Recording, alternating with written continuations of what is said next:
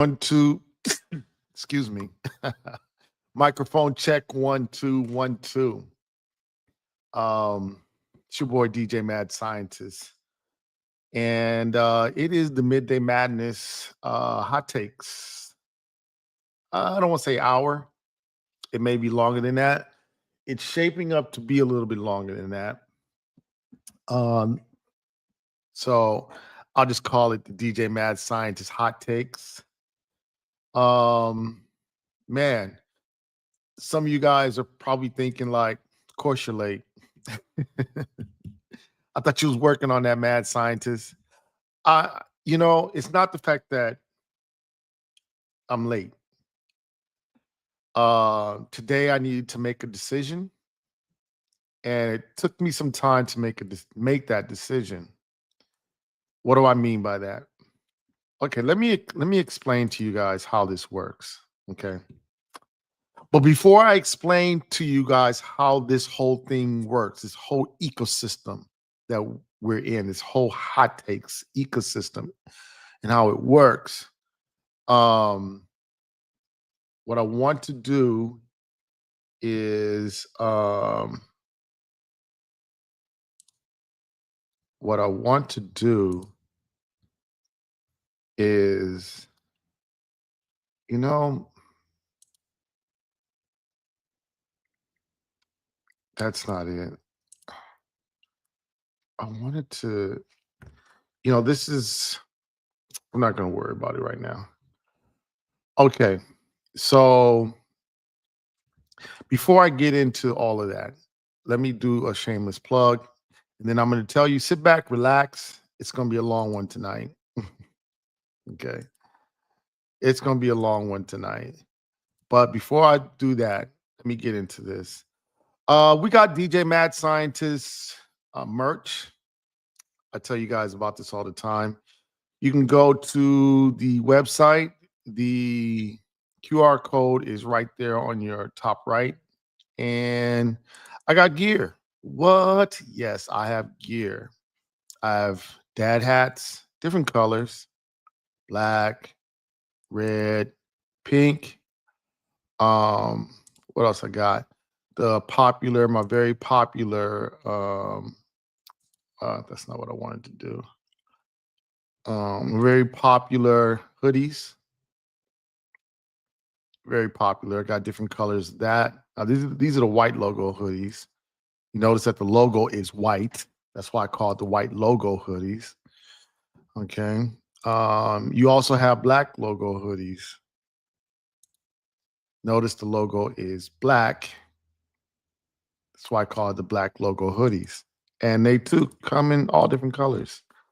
And it also comes in different sizes. So if you want 2X large, X large, good to go. Okay.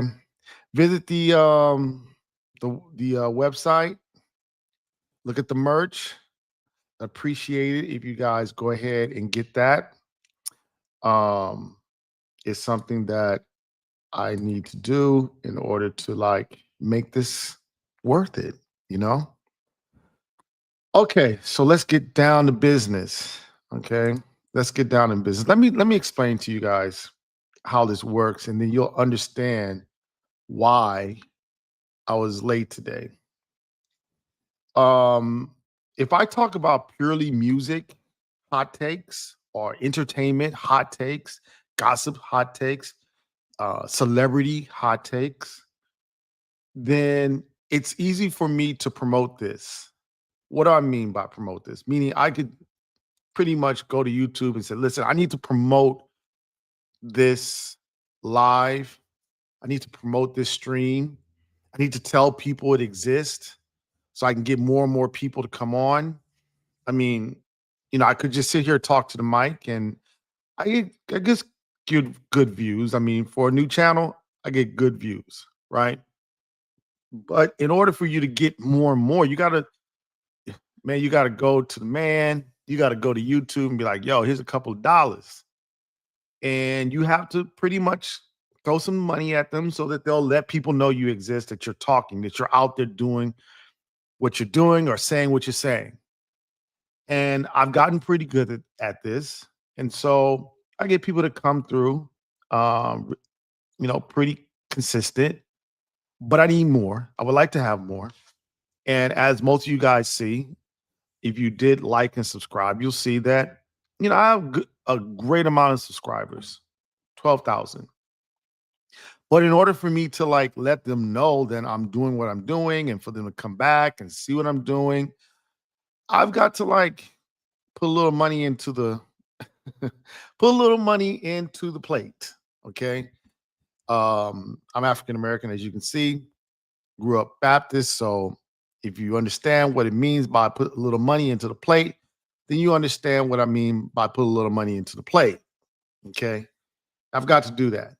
But here's the thing about YouTube. They have guidelines. And the guidelines are there to protect, you, the people out there who want to watch these things. It's there to protect you guys. And I'm totally cool with that. I'm totally cool with that. Hold on. I'm drinking water as I'm talking. Now, here lies the problem. One of the guidelines that YouTube prohibits is political speech. Now, I could talk politics. I'm more than capable of talking politics. I'm more than educated about talking politics. The problem is if I talk politics, then YouTube says, I really can't be promoting that. Okay. A large part of it is because of the current administration that's in there, and they like to, I won't say censor, but they like to um, make sure you're talking about the right, politics from their point of view. And if you're not, then, they put pressure on, these platforms to say, maybe we shouldn't allow that person, you know, how they do. So I tend to stay in the lane of talking celebrities. I talk music. I talk sports. I keep it non-political. It's what I do. And sometimes I'm really, really able to do that. The problem with today and the reason why I'm late is because, well, it was just hard to avoid it. I mean, the biggest stories that everyone is talking about is all political. And so there was a part of me that was like, just cancel it. Like, yo, just wait till next week. Maybe something else will come up. Maybe somebody else will, I don't know. Maybe somebody else will have a shootout or something. Maybe somebody will drop some music. I don't know. And I could do like an album review. Drop some music, hip hop, drop, R&B, drop. Okay. But unfortunately, no one's dropping music. No one's doing uh craziness. So therefore, I'm caught. Do the show, be consistent, and talk about the subject of today, or don't do the show, not be consistent, and be considered a flake. So I said, you know what? I'm not going to be considered a flake. Then I said, well, if you're going to go with the politics because you have no choice, then you got to make sure that this particular stream gets all of the clickbait, all of the clickbait. Like you're going to have to. So immediately I go to Google machine. I go to the Google machine and I type in, who, Drake. Because whenever I talk about Drake, I get the views. I can understand why Drake is upset because when the Kendrick and Drake beef was on, I was not on YouTube. I missed the boat on that one. There was a flood of money, and I was the person caught up in the rapture of the flood. Like I drowned. I didn't make no money. Should have gotten in there. Should have said my two piece, but I wasn't interested in. I was never one of those people that wanted to be known for talking hot takes. It's just not my thing. I mean, at the end of the day, I'm a DJ. I'm a DJ. You know, I'm a music producer. Um, my artist just dropped yesterday, MC Johnny T. You know, he just dropped yesterday. You know, in fact, hold on. Let me pull it up. Let me pull it up because we're gonna do this right. Okay. Come on. Where is it at? You know, coolest of all lyrically. Uh MC. Okay, here we go. Got it. So if we're gonna do this, we're gonna do this right. Coolest of all lyrically. Um, and go here. All right. So this is a collaborative project that I just dropped with MC Johnny T. It is called Cole, Coolest of All Lyrically. It is an amazing project.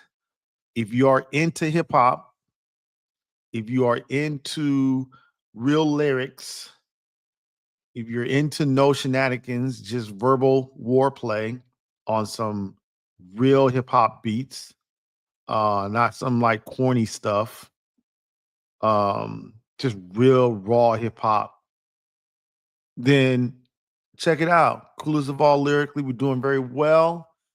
Got good streams. Not that it matters.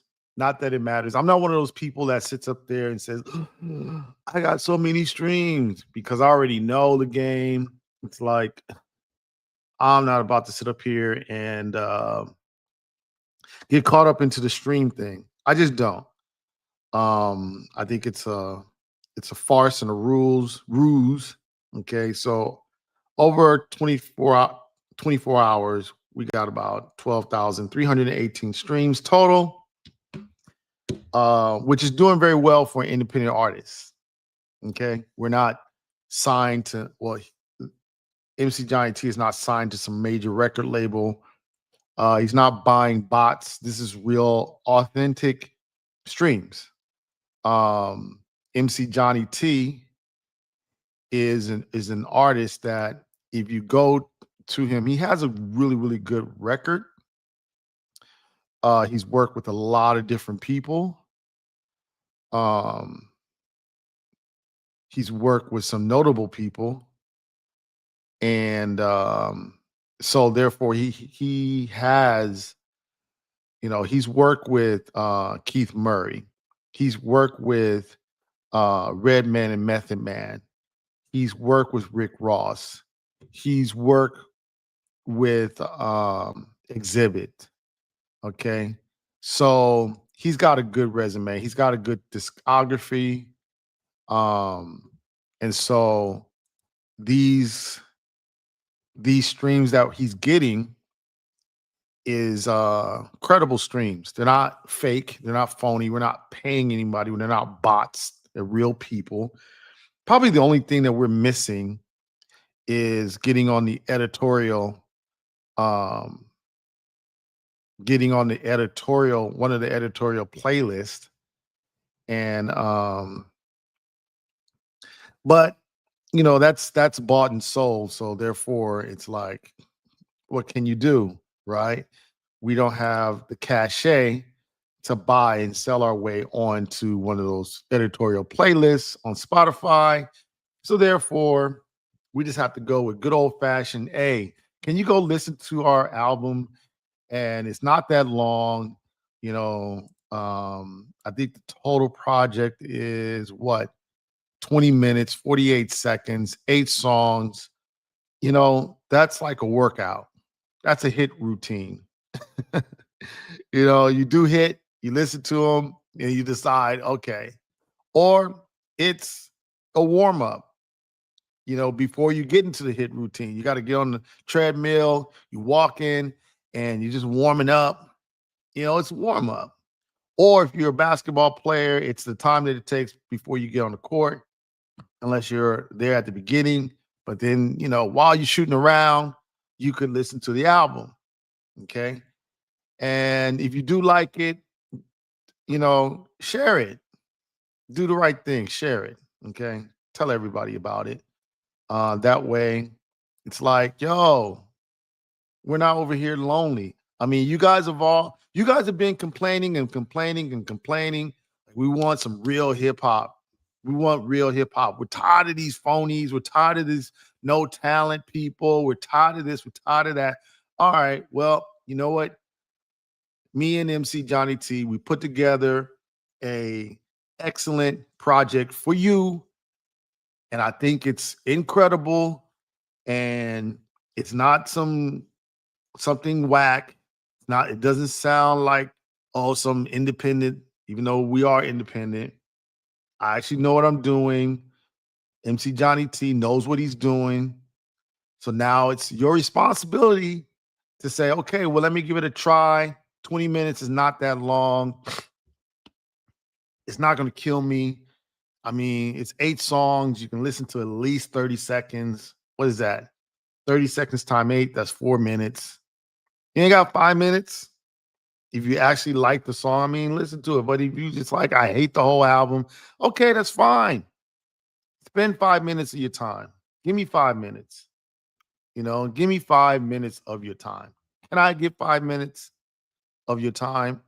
Because the most important thing you got to know is that there are people out here trying to do real hip hop, but you got to support it. You can't be like, well, I didn't see you, Mad Scientist. I don't see you guys on the billboards. No, you're not going to see us on the billboards. No, you're not. Why? Because we're not signed to a major record label. If we were signed to a major record label, you'd see us on the billboards. And when I don't mean the charts, I mean on the billboards outside. You'd see us if we were signed to a major record label.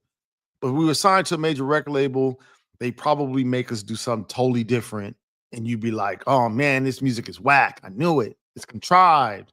Somebody made it up. It's analytical. Somebody went back in the back room and came up with a mathematical equation that says, this is how you make music, and that's what they do at major record labels. But when you are independent, you can just go in and create a vibe. That's what we did. We created a vibe. I'll share a secret with you. I told MC Johnny T the other day, I said, I don't even remember how I made these beats. He said, exactly. That's the point. That's the point. We were just creating a vibe. And I was like, yeah, I couldn't tell you how I made these beats because I was just going with how I felt in the moment. And then boom, boom, put it all together, make it sound good, make it sound loud, make it sound tight, and boom, he just put lyrics on top. Now we're good at what we do, so it's not some random rambunctious, just endless stream of consciousness, like with no kind of formal structure or anything. No, there's still structure. We're good at what we do. We're good songwriters. We're experienced. But it's like, we're not sitting up there drawing up a play. Okay. It's like, it's, if you play sports, the one thing you got to know, at some point in time, you just got to be athletic. You just got to jump higher than the person in front of you.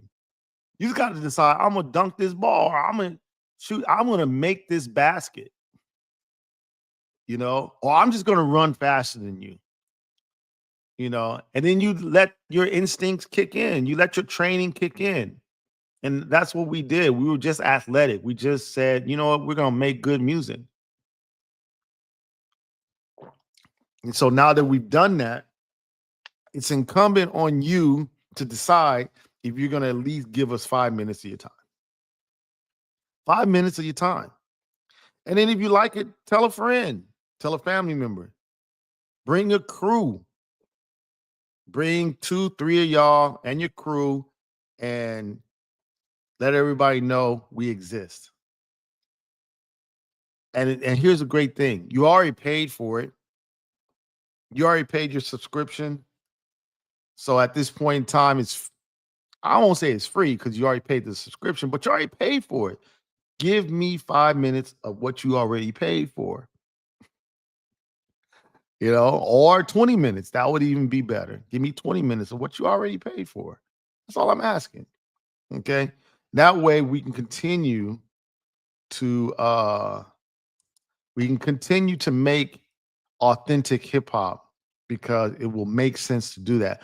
Or else people are just going to stop doing it because we're going to say, you know what? I put my heart and my soul into this music, and people still want to go to whoever's on a major record label, even though they know that the artist didn't write the lyrics. They probably got the music from whoever, whatever. And that's all you're going to get. That's all you're going to get because that's what you pay attention to.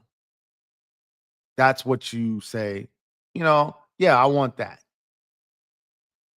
You can the record labels give y'all what they give y'all for a reason because they know it works. That's the sad part. That's the commentary. They know it works. Now, did I come here to lecture you about whether or not you should be listening to hip hop, independent hip hop music? No, I did not. But like I said, I've got to make this stream worth it.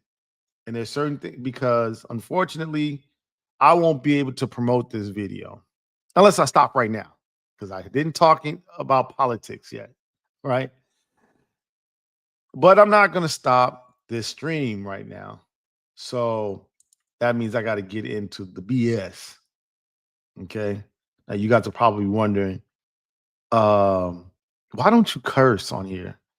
I still try to play by the rules. I'm a rule player. And frankly, I'm one of the people that feel like I don't need to cuss in order to make it entertaining. I let my vibe, I let my tone be the entertaining. I don't have to cuss. I don't have to use cuss words. I'm not against cuss words. I use cuss words all the time. I drop the whole litany of cuss words all the time. Not on YouTube, but when I'm talking to my personal people, I do it. I drop all the words, including the N word. But I'm a rule follower, and YouTube is trying to keep everything into certain kind of place. And so, in order for me to expand myself, I need to do certain things. So, here we go. Drake being a little B word again. Here's the thing about Drake that I'm noticing. He likes attention so much that he is willing to make himself look dumb in order to get that attention. Like for all you Drake stans, right, who love him so much, you OVO people who just can't live your life without Drake. What I don't understand is if being an OVO, cult member was so great, why the heck does Drake continue to come outside? Why does he continue to involve himself with people who don't want anything to do with him? You would think you got millions and millions of followers. Engage with those followers. Talk to them. Have an interview. Invite somebody over that you feel is pro OVO, pro Drake. Going to give you a softball interview. Going to make it easy. Invite someone over. And and just engage with your millions and millions of minions, the people who love you, right?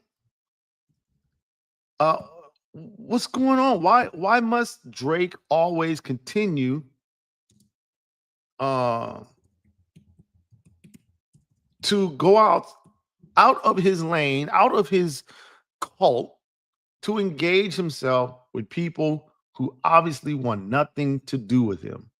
I don't understand it. I fundamentally don't understand it. I mean, for me, I know there's people who just, for whatever reason, don't mess with me. We don't vibe. I don't call them. I don't text them. I don't keep their name in my mouth. Pause. I would not put certain people's name in my mouth. Pause. You know why? Because we just don't vibe. And the one thing I learned, that really helped me to mature is that it's okay that I don't like certain people. Like there's certain type of people I don't like.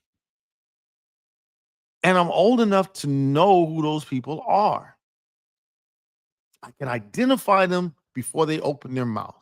I can see them coming at this point. And I recognize that it's been that way since I was a little kid. When I was a little kid, I used to get bullied by a certain type of person, and I never liked it. I never liked getting bullied, but it was a personality type that I would get bullied by. And when I was young, when I was like little in elementary, I would be like trying to hide from them, be in the bathroom, trying to hide away from the bully. By the time I got to high school, I'm trying to figure out how to fight the bully. When I go to college, I'm engaging the bully. And I spent college and my 20s engaging the bullies, trying to figure out how to successfully defeat the bully. And then one day I grew up and I realized this was in my 30s, right? I don't have to engage the bully. I don't have to beat the bully. I just recognize the bully and avoid the bully. The bully may come my way and be like, yo, what's up? I'm like, not much, and keep it going. That's what I do. I see the bully, I know who they are. And usually my bully, to be honest, my bully is always someone who is very charismatic, right? They're very charismatic. Like let's go deep into this.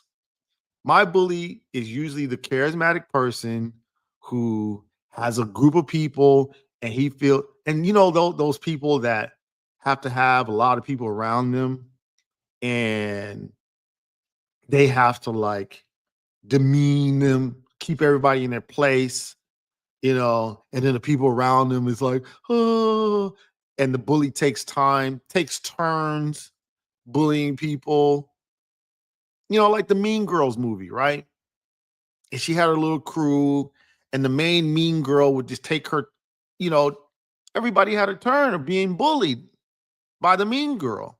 And those people, they just hung around them because they wanted to like be popular, or they wanted to be with the in crowd. And when I was young, of course, I wanted to be popular with the in crowd, especially in college. I wanted to be popular with the girls. Okay. I have no problem saying that. I was drawn in by the allure of being around more women. So if I'm around the charismatic bully, then I can be around more women, and there you go. And so really what it came down to is me maturing to the point where I was like, you know what? It's not worth it. I can go find people who actually literally like me. I need to go find my circle. I need to go find the people that like me and I like them. And it takes time. I'm not saying, I mean, some people learn that really early in life, and God bless those people. God bless them. Because at the end of the day, it's like they learned something that it took me 30 years to figure out, that you just find your tribe. You find the people that are like you, and you band together and you become a band of brothers or a band of brothers and sisters, right? And you create this bond of being like each other, with each other, supporting each other. And it seems to me that Drake has not learned that lesson. Like, he literally has millions of people, and he is still on this mission to just disrespect the people who he thinks slighted him. For what? So I guess Sexy Red, who has an album that just, or a single that came out, needs to go to Daddy Drake and make an appearance. And so here's the story. Drake is apparently welcoming Serena Williams shade. This is according to TMZ Sports. Why did they even put in the sports? Oh, that's right. Serena Williams. All right.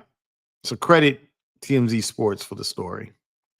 Drake is apparently welcoming Serena Williams shade in his Instagram comment section as he hit the like button on a user saying Sexy Red is an upgrade from the tennis legend. Champagne Poppy posted a series of tennis themed shots with the Pound Town rapper on Monday with the caption reading, I said tennis lessons. She said, where's the bracelet or the necklace? It garnered tons of comments, including an interesting one from a person who praised Sexy Red while simultaneously dissing Serena, a jab that Drake was quick to endorse with a like. The jab says Serena Williams upgrade, fire, fire emoji. The fan wrote. No disrespect to Sexy Red, but Serena is arguably the greatest woman to ever hold a racket. Oh, full disrespect to Sexy Red. Just full disrespect. I mean, has Sexy Red gotten to the point? And by the way, Sexy Red is on a major label. So I guess the major label said, we're not sure if this music is going to be any accepted. We're not sure if people are going to like this music. So can you call Drake, send him the bag, and then disrespect Serena, please? All right, cool, bet. Which then we're supposed to now say, ooh, okay, let's go and check out Sexy Red's music. You could go check out Sexy Red's new music, or you can go check out MC Johnny T. Cole, coolest of all lyrically. We're not going to disrespect anyone in order to convince you to listen to the music. I'm just going to ask you to give us 5 minutes of your time. Or you can go over to Sexy Red as her and Drake are disrespecting Serena, who at this moment is chilling with her kids, having a good time with her family. It's almost Christmas time. Thanksgiving is right around the corner. You would think Drake would be with his mom and his dad. Hey, what are we having for Thanksgiving? His son. Hey, what are we doing for Thanksgiving? What are we doing for Christmas? Nope. He hasn't matured and learned that lesson. Like, hey, listen, find your tribe.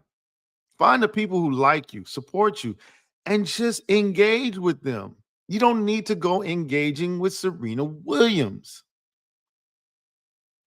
For what? Why are you trying to diss? I mean, did you actually think that you were going to be able to diss Otani of the Dodgers and then just get away with it? Now you got a whole city that is, and when I tell you this, listen, there's people who follow Kendrick in the city of LA that don't really follow the Dodgers for real, for real. Like they'll wear the uniform because the Dodgers are winning, but if they're losing, they're not going to the games.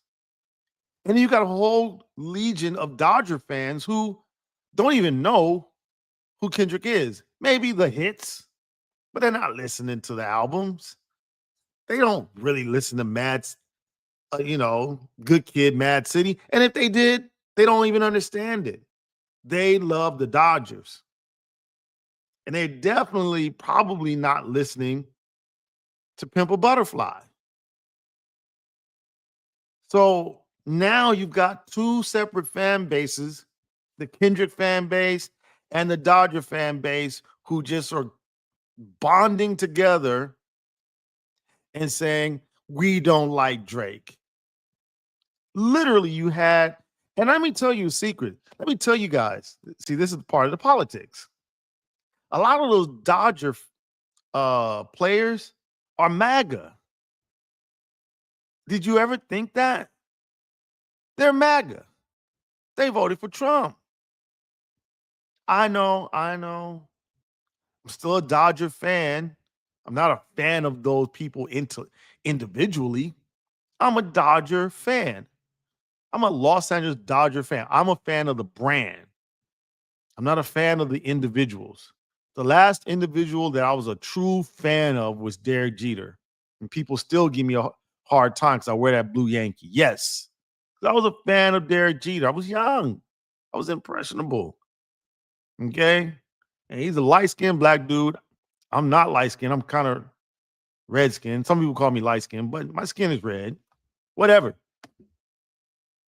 And, you know, I just thought he was a cool dude. But ever since Derek Jeter finished playing baseball, like I haven't had another personality in baseball that like I'm like, oh yeah, I'm a fan of that person. I'm a fan of the Dodger brand. Okay. And I'm telling you, a lot of those players, I know I can see it in them. They're MAGA. Okay. And I'm cool with that. I'm not I'm never gonna vote MAGA. I'm never gonna be in that blacks for MAGA. Not gonna be that. But this is America, and I respect the fact that people make their political choice because those people on the Dodgers don't live where I live. Or I should say, I don't live where they live. And maybe MAGA serves their purpose. Maybe MAGA serves their interests where they live. And I'm not mad at that. Now, I think MAGA is white supremacists, but if, again, this is a free country. You're free to say whatever you want, free to believe whatever you want, free to worship whatever religion. You're free to engage in life the way that you see fit. And I'm not mad at that. I may not hang out with you individually, but that's okay. I'm a fan of the Dodger brand. And the Dodger brand has no political affiliation. Probably the owner. Oh my God. I know the owner. He's a billionaire. And I know for sure he donated to Trump. But I'm not a fan of the owner. I'm a fan of the Dodger brand. But back to my point, let me digress. Drake has now brought together two fan bases who probably had nothing else in common, but now their commonality is we just don't like Drake. I think, and I'm going to cuss this time because I'm quoting someone, and I quote Joe Anthony Button, Drake's a bitch. I mean, pretty much, if anybody thought that Drake was going to come out and redeem himself, you are sadly mistaken. I know there's a lot of fans out there. You got DJ Academic who's just waiting, trying to rain dance, trying to bring, like Kanye said, trying to rain dance, trying to bring Drake back. It's not going to happen. Drake is done. Okay, he's a troll now. Drake has diminished himself and his legacy to being a troll. Yeah, that's what he is. That's what he's been doing, is trolling. And I guess he decided to troll Serena Williams again, which is crazy because as much as, Malcolm X said the most disrespected woman in America is the black woman. Yeah, I went there. I'm not going to be able to I'm not going to be able to promote this. So I'm going to go there. The most disrespected woman in America is the black woman. And Drake, Stephen A. Smith, uh who's the other fat guy that's in sports? Whitfield, Whitefield, whatever his name is. They continue to prove the point. You know, I tell most people I'm an Africana studies major, so I look into a lot of history, and unfortunately, we've had throughout African Americans in this country or Africans in America, we've had people who have engaged in the same disrespect as the white man or their white masters. They have they feel as though in order to get ahead in this country, you must act like a white man. And the white man has pretty much disrespected the black woman, used her, abused her, raped her, and then threw her to the side to die. And so there are men, black men, who feel like in order for me to get closer to whiteness, and that is a real thing. Okay. It happens in every ethnic group. Okay. It happened with the Native Americans. Some of them, the Osage Indians of Oklahoma, felt like in order for us to get closer to whiteness, we must adopt their ways. And what happened to them? They got screwed by the white man for their oil. Okay. It happens in the Latin community.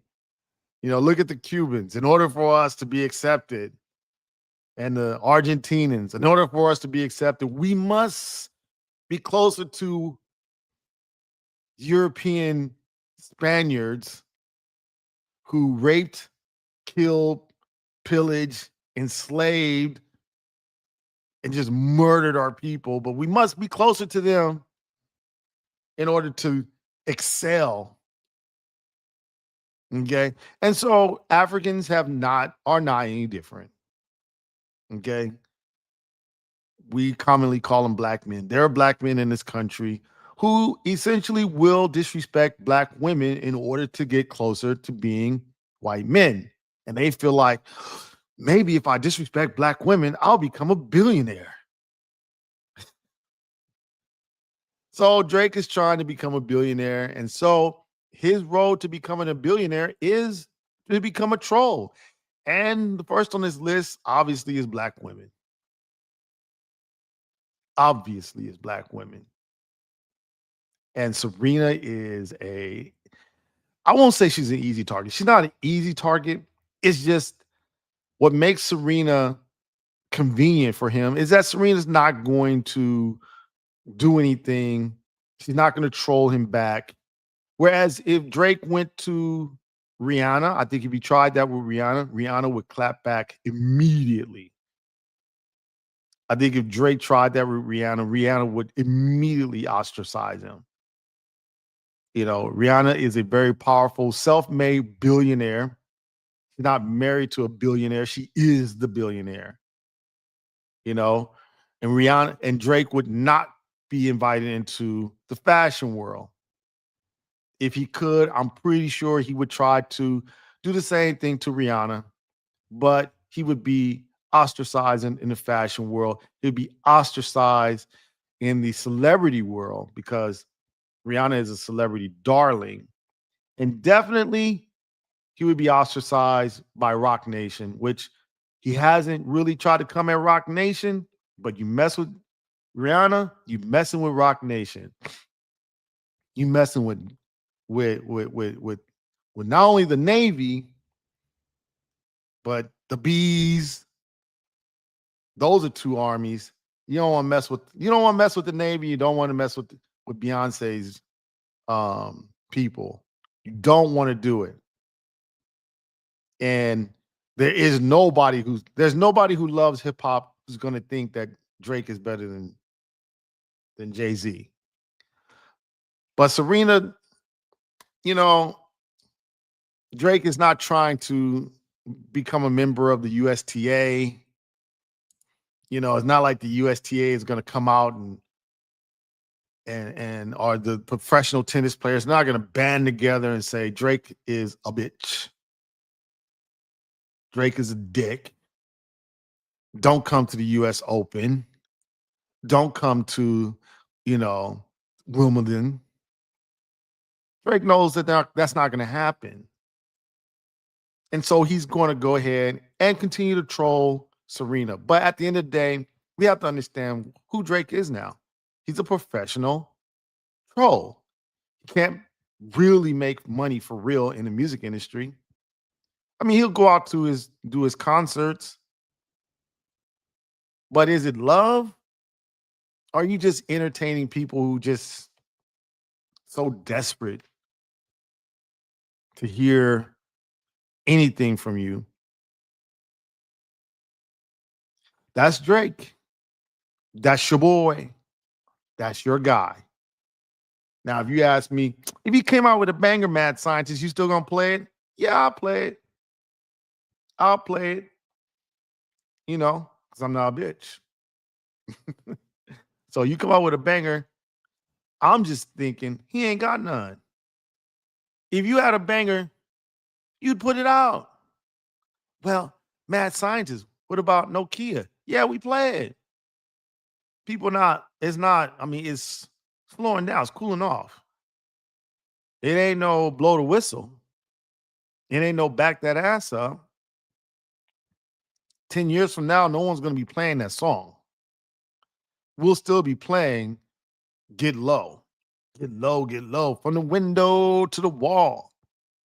We're still going to be playing that song in 10 years. Trust me when I say that. We're not going to be playing Nokia.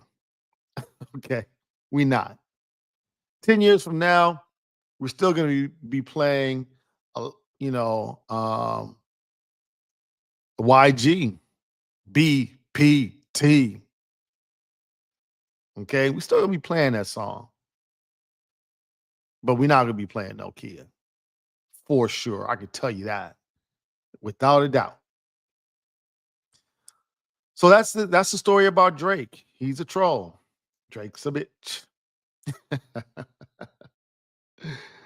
Oh Lord, yeah, it's gonna be one of those days. It's gonna be one of those days. Okay, if I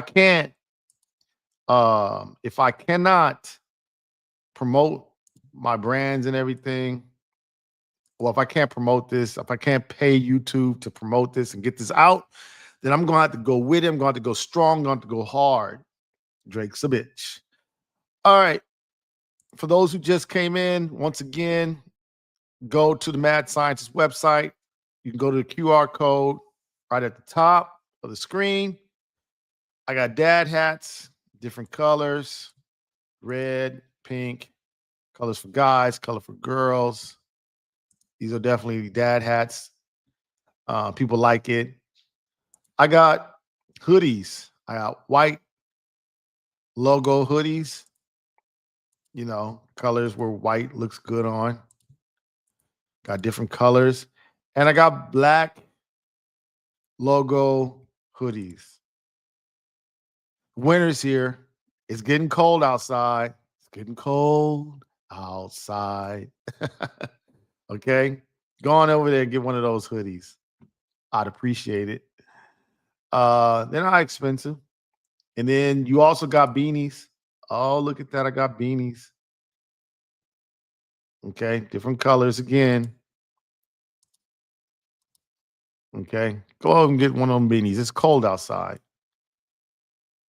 I'd appreciate it if you do. Okay. All right, what are we talking about next? Okay, the Epstein Files Transparency Act. Yes. Oh Lord. Yes, finally.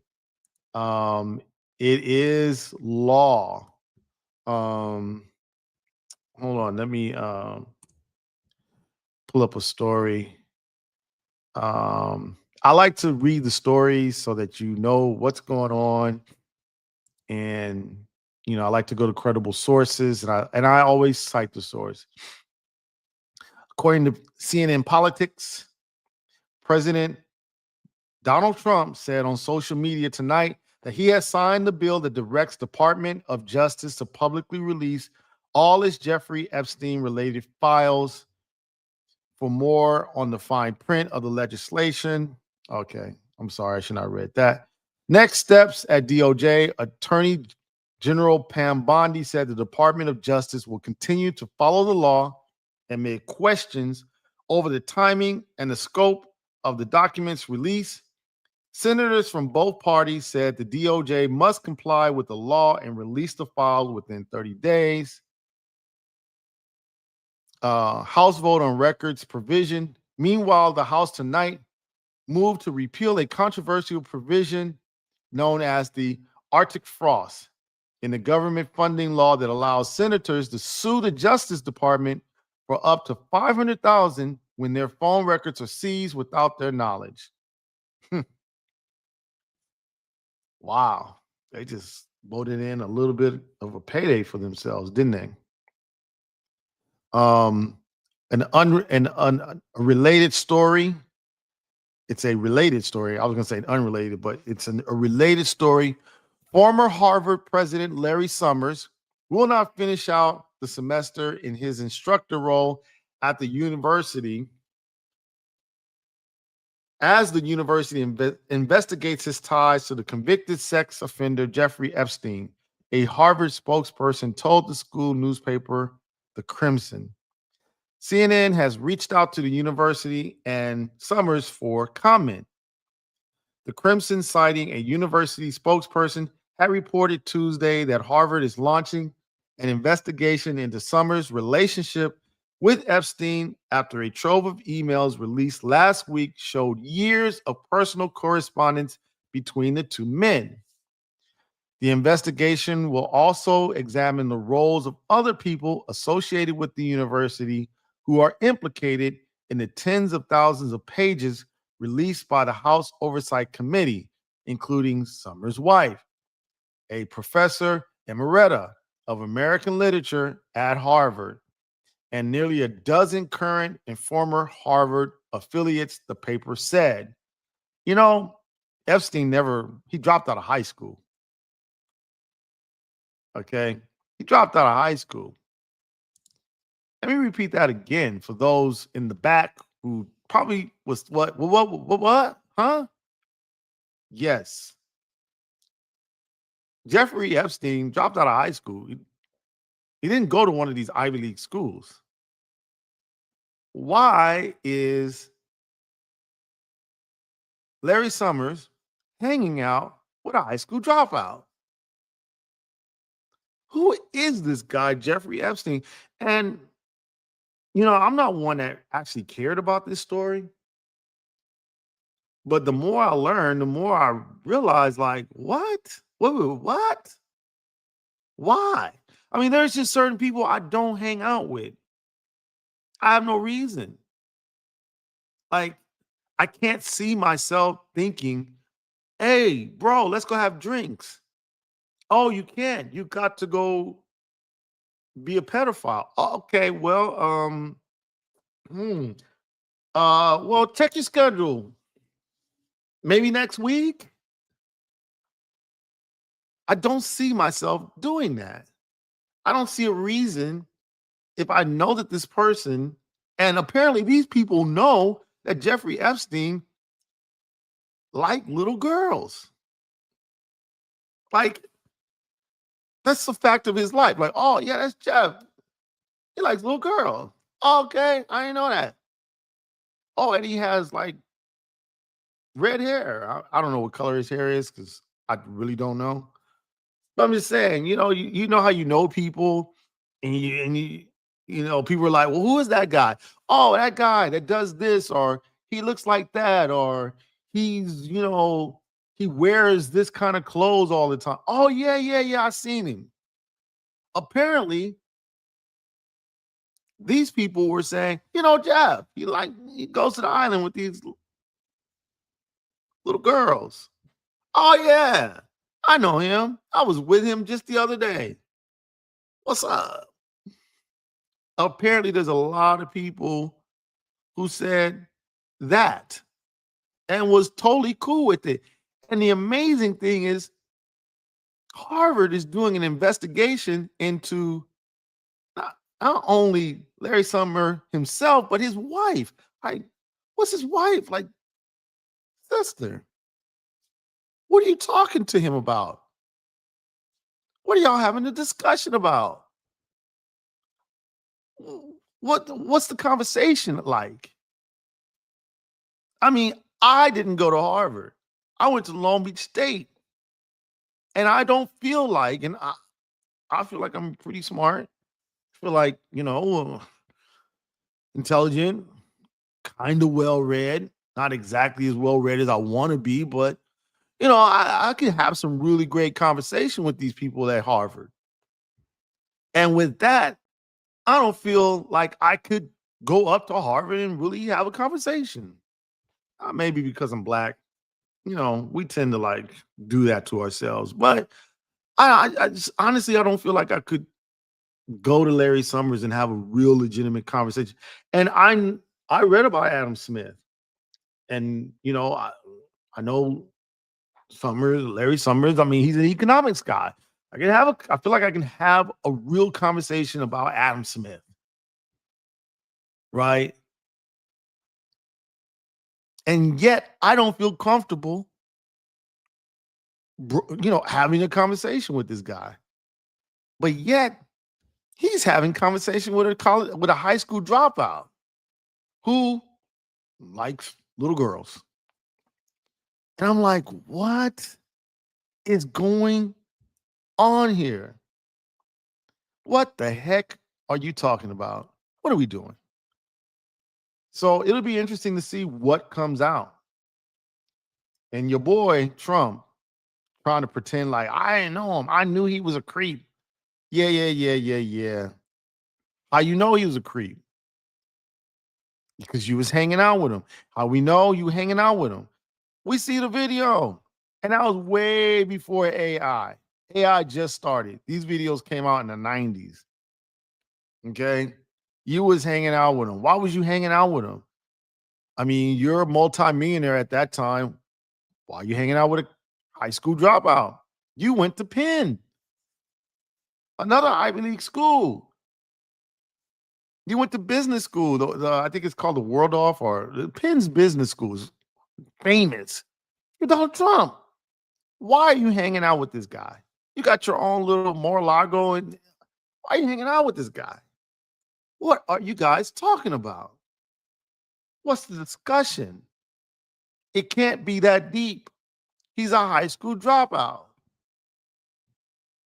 So it doesn't matter. Whoever was hanging out with the guy is going to have to be held accountable. And these MAGA people are serious. I don't find myself agreeing with MAGA anytime. But unfortunately, like the Drake situation, you got Kendrick fans and MAGA fans bonding on Drake.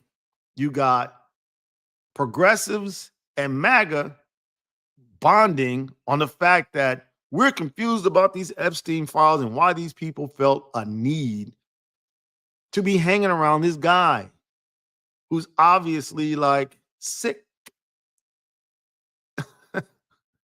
He's sick. He's crazy. He's not well. And yet, here you are on his plane. Like, come on, Bill Clinton. Why are you on his plane? Do you not know what he does? Y'all knew what he was doing. Why are you on this plane? Why are you on this plane? You was the president of the United States. And before that, you was a governor. Why are you on this plane? Well, I have to go to Haiti. Really? Really?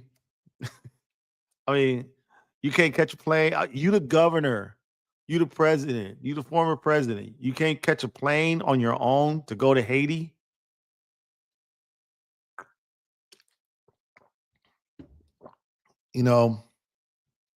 I don't know what the files are going to say.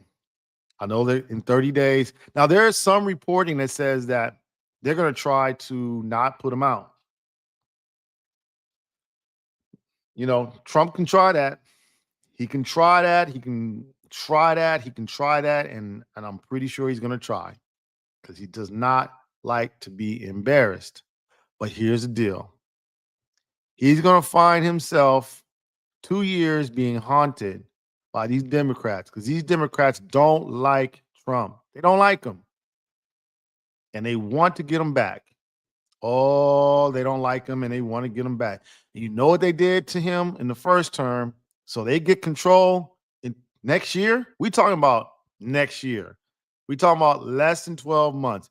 In less than 12 months, if these Democrats get in control, they are going to be after Trump.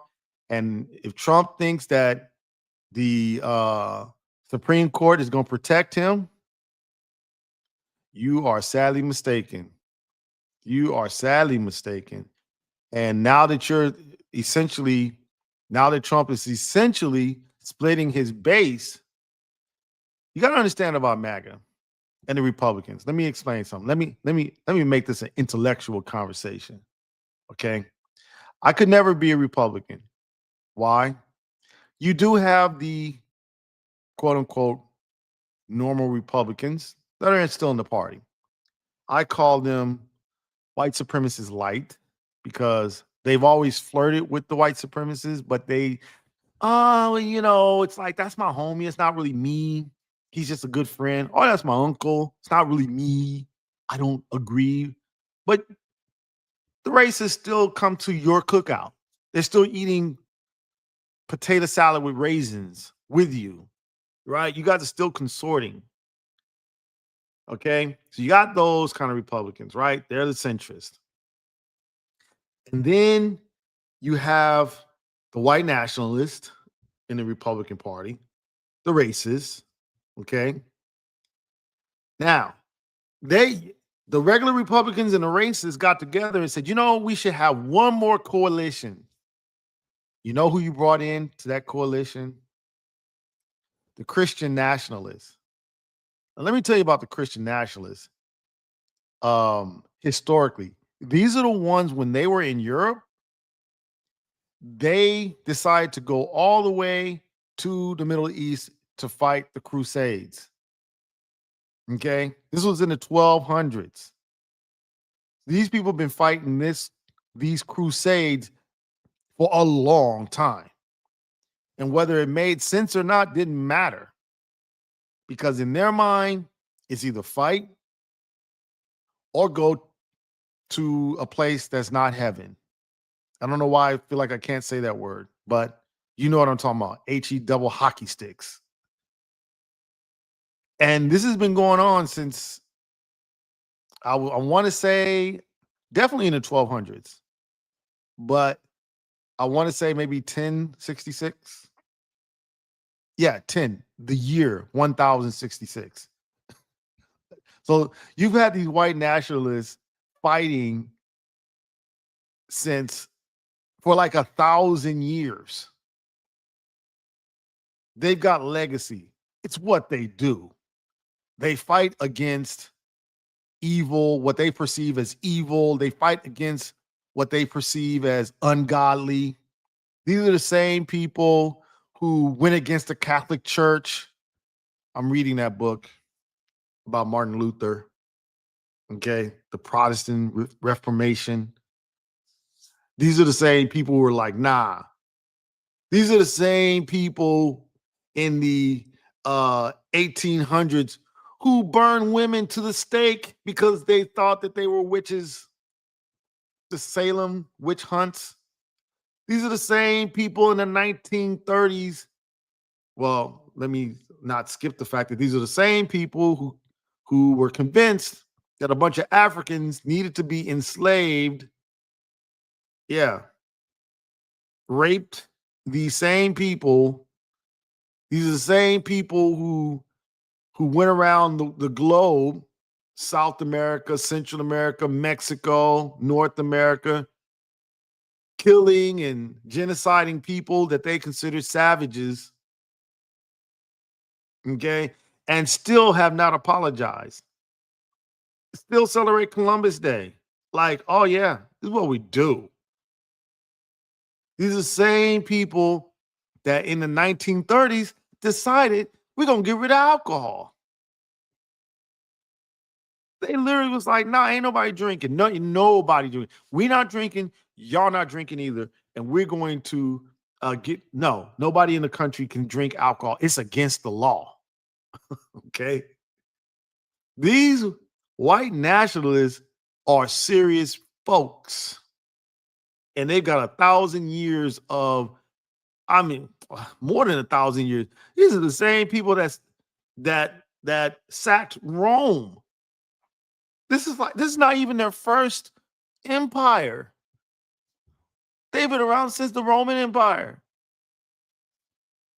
And they didn't care about getting back then, they didn't even care about getting eaten by lions. Oh, you got a lion for me? I ain't gonna give up on Jesus. Have the lion eat me.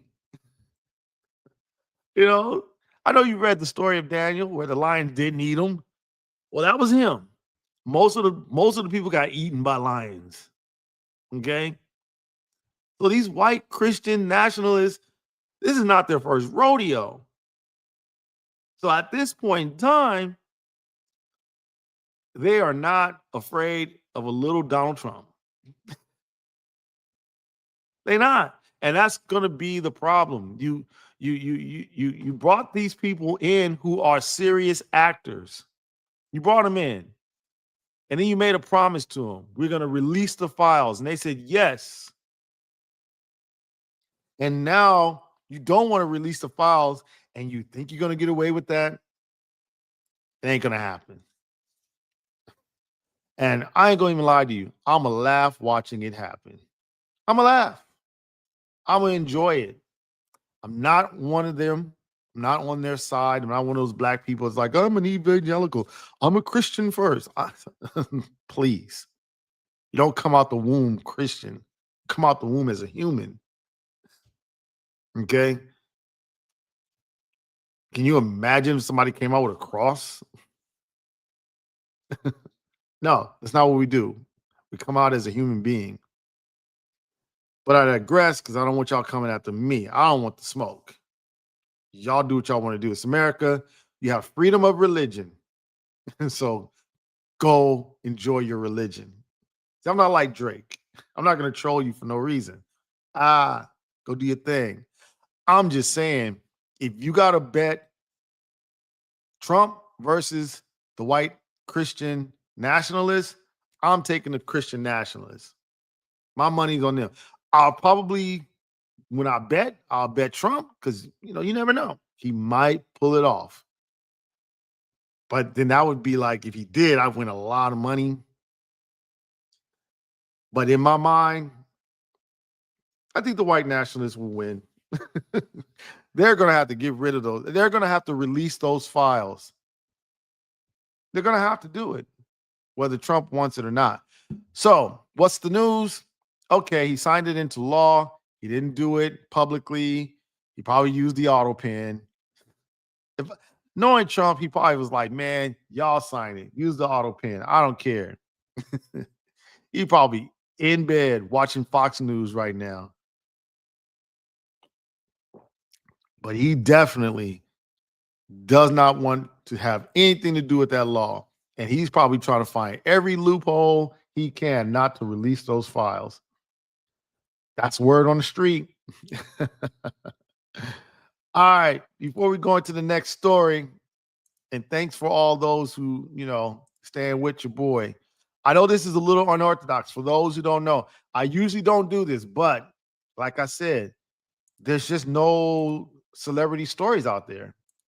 And it was like either do this or not do anything at all. And I can't not do something. All right. Once again, I've got merch. Check it out, please. At least go click it. I mean, it's so easy. You got the QR code right there at the top. Check it out. See what I got. It's very good, very well priced. I'm not expensive at all. I promise you, I'm not expensive. Okay. I'm not going to keep begging and pleading, but I just want to let you know. Okay. Also, Like and subscribe. I do have to beg and plead for that. Like and subscribe my channel. Please like this. Subscribe to the channel. I give good content. I give good content, baby. I give good content. I don't always do this. So if you're thinking like I might do this again, I don't know. I may have to. I don't want to, but I may have to. All right. Pharrell Williams is messing up. He is screwing up bad. It's Grammy season. Everybody wants to vote for let God sort them out. In fact, let me find the album just because I think it's an excellent hip hop album. And just like I said for Cole, I say the same thing for this one. Let God sort them out is an excellent project. Okay. And it's only 40 minutes, but it is definitely worth it. Okay. It's definitely worth it. Here it is. Let God sort them out by the Clips. Now, the producer on this album is Pharrell. And it's expected that this album will do very well at the Grammys. I don't know how well, but I think in most of the hip hop categories, not in the overall categories, not in the categories like overall best song or overall best record, I don't think it'll do well. You got to come with the heavy hitters. I think Kendrick Lamar is going to do better with the overalls, right? But I think for the hip hop, I've always said, I don't even think that Kendrick would be mad if they win best hip hop album. And when I say they, meaning the Clips. Well, the producer for this album is Pharrell. Now, overwhelmingly, Black people hip hop is our music. Okay. Hip hop is what we do. Overwhelmingly. Okay. There's more Black people that support hip hop. So the fact that we're supporting not only the Clips, but Pharrell is us, baby. Is us. And we all have, really great feelings about Pharrell.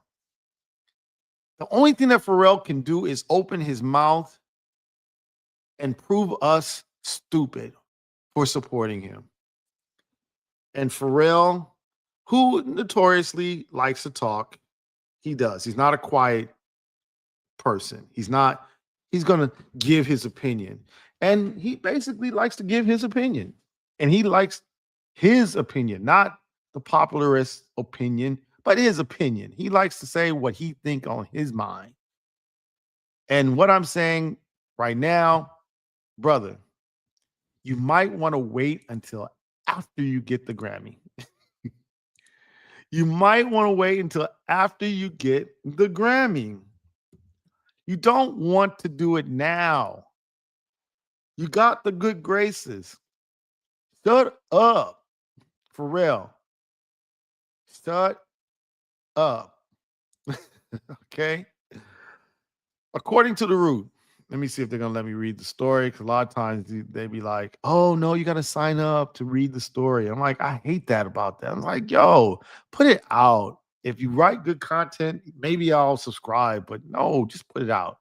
Like, you can't make me subscribe. All right, let's go with it. Let's go to the story. Pharrell Williams faces backlash on comments. Hold on, I got to do something real quick. Stop sharing. Okay, here we go. Pharrell Williams faces backlash from comments about DEI and Black people. This is according to The Root. You can credit Chanel Janae of The Root. This was published November 18th. That was yesterday. Although Pharrell is thriving in the fashion world, his controversial stance on politics and DEI just sparked massive backlash online. Pharrell may be doing well in the fashion front, but when it comes to politics, his viewpoint isn't landing good with Black folks. Told you. You think I'll be lying to you? I don't. I tell you the truth. In fact, it looks like it's gotten him into some hot water. Let's talk about it. Things kicked off over the weekend during his fifth annual Black Ambition Demo Day in Miami. During a panel discussion, the Happy singer shed light on how he feels about current political landscape, plainly stating he hates politics because of its inherent divisiveness. Like, despise them. It's a magic trick. It's not real. I don't believe in either side because I think when you pick a side, you are inadvertently supporting division. He explained, yes, it's not a popular point of view. Word, really? But I just got to say, what do you got to say? When I think about it, the wells are drying up. As if that wasn't bad, if that wasn't head scratching enough, Williams went on to share his thoughts on supporting businesses and hiring people solely based off their skin color.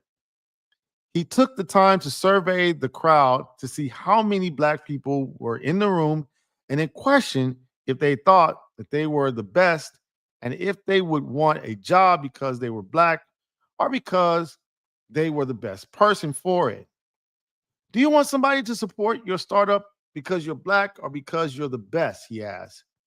So I think now for me, it's about us having the best ambition.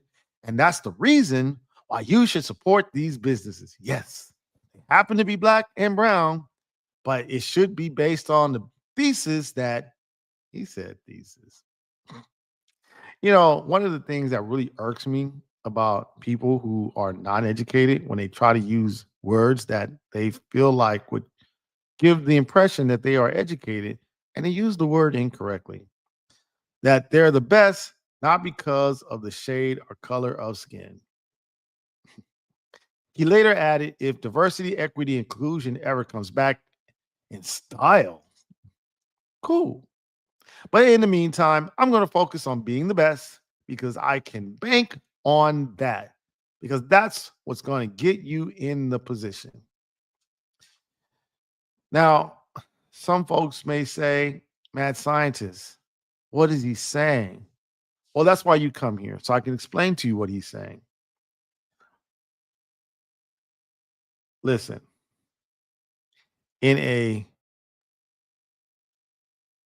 perfect society, in a utopian society, which many of us aspire to have, is a utopian society.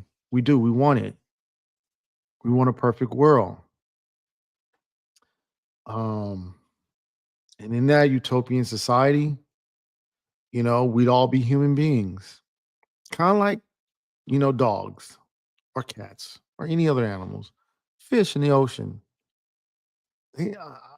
Yes, a shark was going to eat smaller fish, but not because the fish are different than the shark. It's just the shark is hungry and I'm going to eat what is around me. That fish is smaller and I could gulp a bunch of them at one time and feel full. A lion is going to go after the wildebeest because the wildebeest are just slow. Doesn't go after other lions, doesn't go at because those lions are fast and powerful. Lions don't go after, giraffes. It's kind of hard to eat a giraffe. Lions go after the slow, the weak. So if you're a slow, weak animal, it's going to go after that. But lions are not thinking like, hey, I know what that animal is and I just don't like it. And so I'm just going to eat that animal. No, it doesn't care. You slow, you weak, I'm eating. Humans, on the other hand, we just make life hard. We came up with this construct, and I said, not me, not our people, like not Africans, but these French and these Germans, they came up with this, and these English came up with this concept that we are white Anglo-Saxon Protestants and we're superior. And they came up with these phony science in the 1800s, this phony science to prove it. Look at the skull. Look at the tips of the fingernails. Look. And this is proof that we are superior. And then you had everybody that came from Europe, came to America and decided, I used to be Italian, but now I'm not. I'm white. I used to be from Spain. I used to be from Portugal, but now I'm not. I'm white.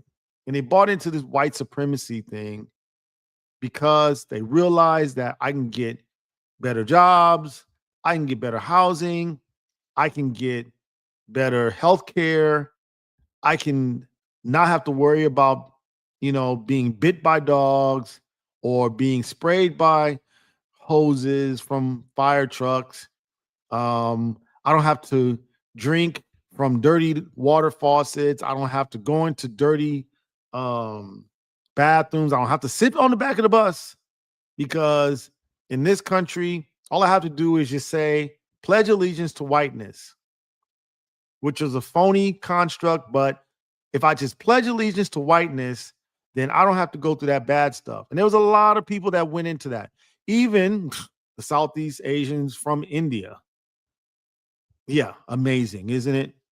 I just call myself white, Caucasian, even Japanese. Yep, there was a couple of people that sued to be called white. If I can just be on the white side, then I won't have to deal with all the negativity of white supremacists. And they gladly signed up.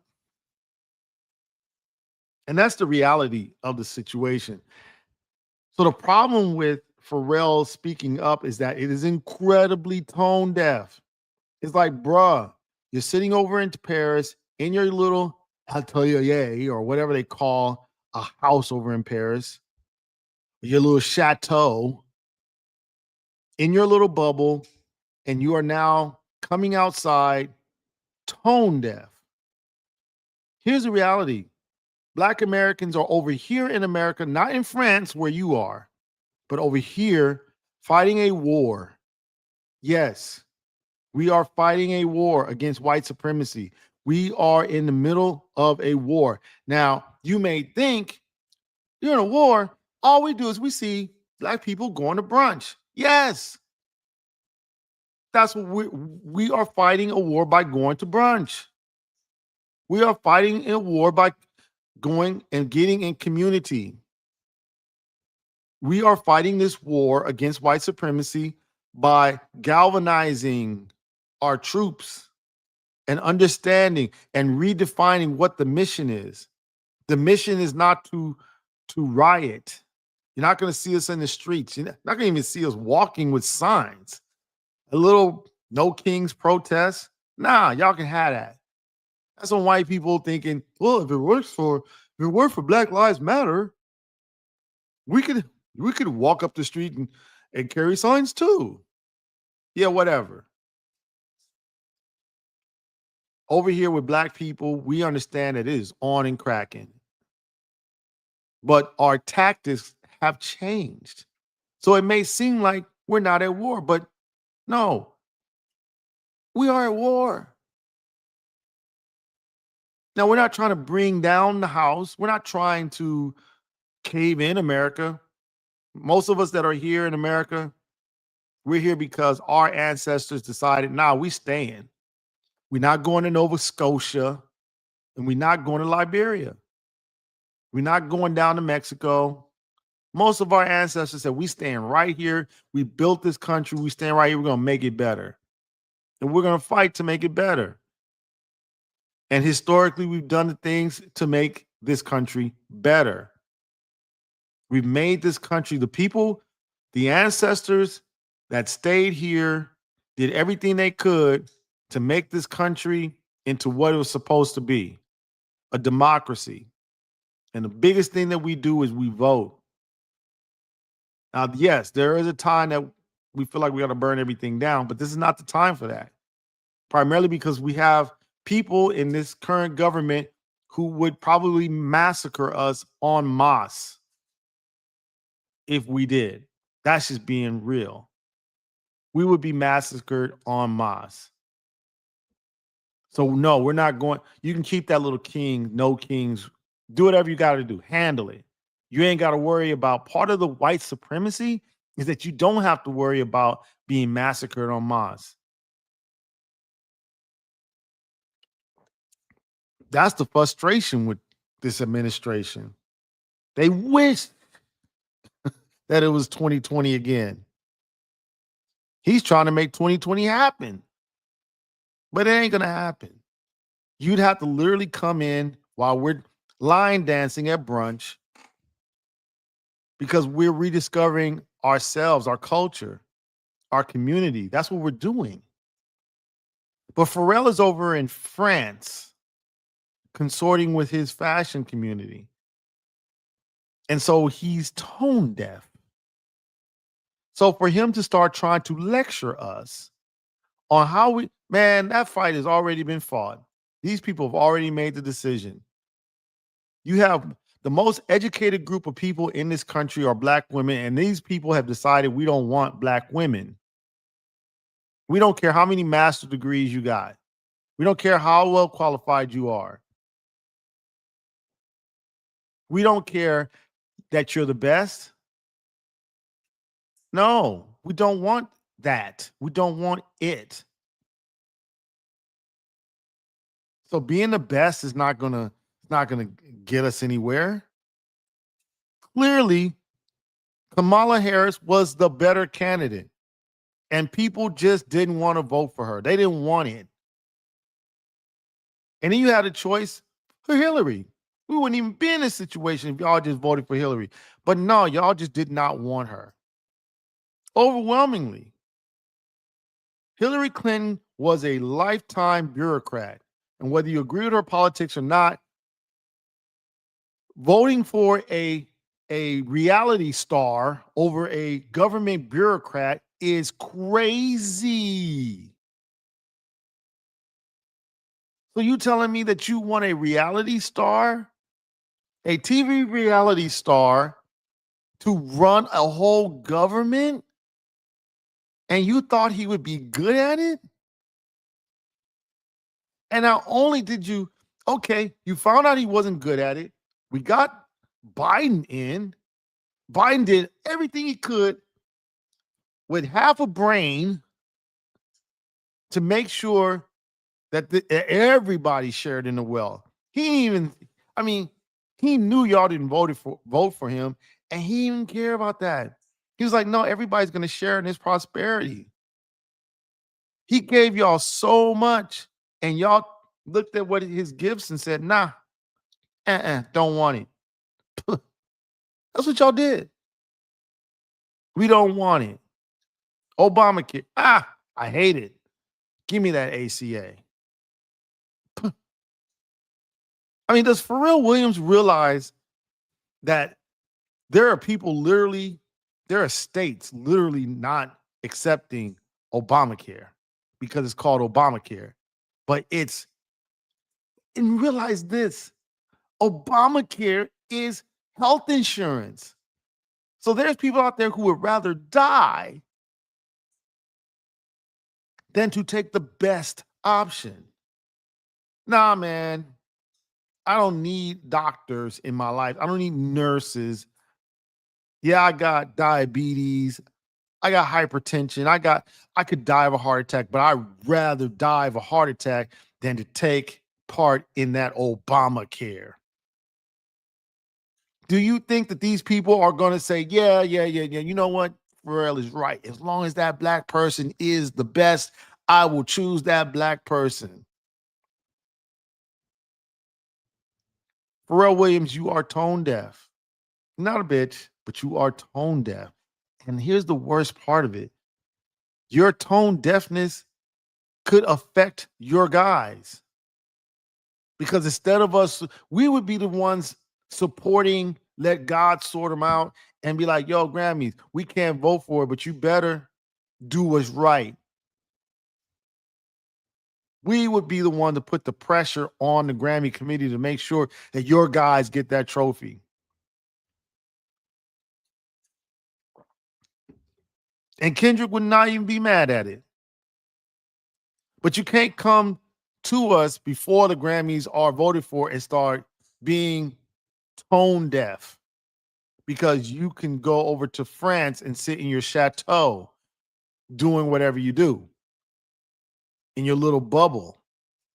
People telling you what you want to hear. That's crazy.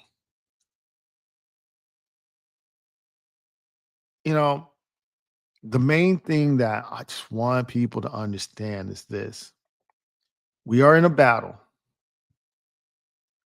And just because you see black people, you know, line dancing on TikTok doesn't mean that we're not engaged. What we're doing, just so you guys know and understand, what we're doing is we are reconnecting as a community. We are grounding ourselves in culture. We are educating ourselves. We are having these type of discussions so that everybody is on the same page. We're having these debates. You see Native Podland versus the Joe Budden. You see Charlemagne the God versus Roland Martin. That's for a reason. We're trying to get our ducks in a row, facts straight. We're trying to make sure that those who are a little confused because really don't be paying attention. Okay, well, you rather listen to Joe Budden. Okay, well, here's the deal. So let's go ahead and get the message over to Joe Budden. Let's go get the message over to Charlemagne the God. Yo, facts matter, Charlemagne. Give people the facts. We're holding people accountable. We're cleaning house. Some of the people got to go. Candace Owens, you got to go. Nah, just go. Okay? We are doing what we're supposed to do to gear up for 2026. Because make no mistake, we want to make sure that we are clear as to what the assignment has to be. And that doesn't mean that we're going to hit the streets. No, Kings. No. Sorry, no Kings. You going out there and walk up and down the streets. We did that already. And y'all still, majority of the white women still voted for Trump after Trump said everything that he said. And you know what's crazy? One of the victims, I don't mind saying it because I mean, it's a quote. She was up there like, yes, we want transparency, Donald Trump. I voted for you. And I said, whoa, what? You voted for that man? Those videos of him hanging out with Jeffrey Epstein were in the 90s. And you voted for him in 2020, thinking that he was going to do the right thing? When we saw how he acted when there was a whole pandemic, he didn't care about millions of people dying, millions of people getting sick. And you thought that he would care about your little situation. And I'm not saying your situation is little. I'm saying in his mind, it's like Jeffrey was a creep. I knew it. I kicked him out of my club. That's what I did. He's not doesn't care about justice for you. And yet you voted for him. So Pharrell, you're tone deaf. If you think that black people just being the best, like, no, that's what we were not doing. That was our problem. Oh, that was our mistake. We were not being the best. We were more focused on our skin color. No, sir, we're not the ones focused. Black people don't believe in this skin color thing. Look at our history through time, from the beginning of time. When we had our great empires, there was no such thing as race. We didn't invent that. The Egyptians, the Ethiopians, the Nubians, Mansa Musa, he didn't talk about race. He didn't talk about being the master race. They were talking about commerce. They were talking about establishing education, establishing universities, establishing relationship philosophies, establishing disciplines that we now call degrees, establishing mathematics. That's what we were doing when Africans were in charge, when we had our empires. We were creating humanity. We were creating religion. Yes, that's what we were doing. We weren't creating racism. That's a white people thing. We don't focus on that. We didn't come up with this diversity, inclusion, these DEI. It wasn't our invention. That was Biden. Biden is not black. He's white. He's Irish. So he's white. So don't put that, oh, you guys are too focused on DEI. That is like white supremacy talking points. You might as well put on the red hat, Pharrell. You might as well just put on come out the closet. You're MAGA. I get it. Come out the closet. Be MAGA. Put on the red hat. Because that's their talking points, Pharrell. You're tone deaf. You don't know what you're talking about. Which goes into my next subject. We're going to have to stop with this, you know, I hate to say it. You know, I don't want to say this phrase. Like I've been, hesitant to say it. But you celebrities need to just shut up and sing and dance. I don't like saying it. I don't want to say it. I don't enjoy saying that phrase because, like I said, I read history and there's been a lot of entertainers. But who have, spoken up and for civil rights but there's one entertainer I want to introduce you to. The queen herself, Miss Aretha Franklin. You know who Aretha Franklin was? Now, many of you guys know her as the queen of soul. Many of you guys know her from all her great music. You know what you guys don't know about Aretha Franklin?